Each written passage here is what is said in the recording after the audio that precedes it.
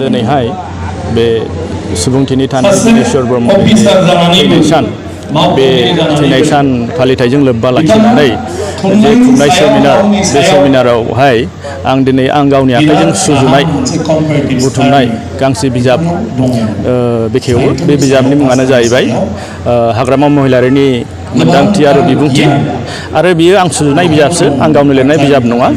आरो बे बिजाबा मेइनलि जोंनि आथिखालनि बिटिसिनि गाहाय खुंगिरि, बर' हारिनि सासे दैदेनगिरि, मोनसे समनि सोमावसारगिरि मानगोनां श्रीजुत हाग्रामा महिलारि सारनि जेनाखि बुंथि बा कट्स, बे कट्सफोरनि सायावहाय बिथा खालामनानै सुजुनाय बिजाब।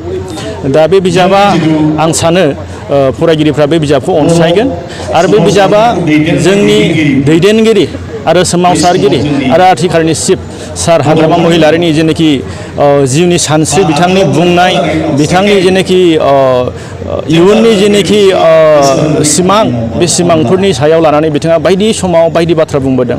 आरो स्पेसियेलि आङो बे बिजाबफोरनि जेनाखि कट्स, बे कट्सफोरखौ बिथांनि बिबुंथि, बिथांनि लिरनाय मेथाइ, बिथांनि फेसबुक पस्ट आरो बिथांनि प्रेस मिडियायाव स्टेटमेन्ट होनाय आरो मिथिं दावथिंफोराव बिथाङा बिबुंथि लाखिनाय बायदि सर्सनिफ्राय आं बेखौहाय कालेक्सन खालामनानै बे बिजाबखौ सुजुनाय जादों आरो आं मिजिंथिबाय अनसायगोन।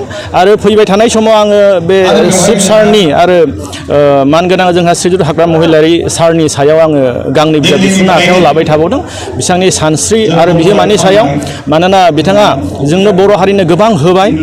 बिथाङा सानसे समाव आखायाव हाथियार लानानै जाथिनि थाखाय दैदेनबोनाय, नांबोनाय सासे दैदेनगिरि आरो आथिखाल बिथाङा सासे गोख्रों सासे राजखान्थिगिरि।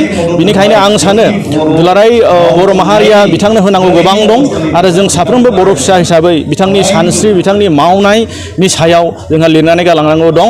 आरो आं सानो बेखौ आङो साक्सेसफुलै बा जाफुंसार महरै आङो इयुनाव मावफुंनो हागोन होननानै आं आसा खालामबाय आरो आङो जोबोद खुसि दिनैहाय बे बिजाबखौ बेखेवनो हानानै। गोजोन्थों।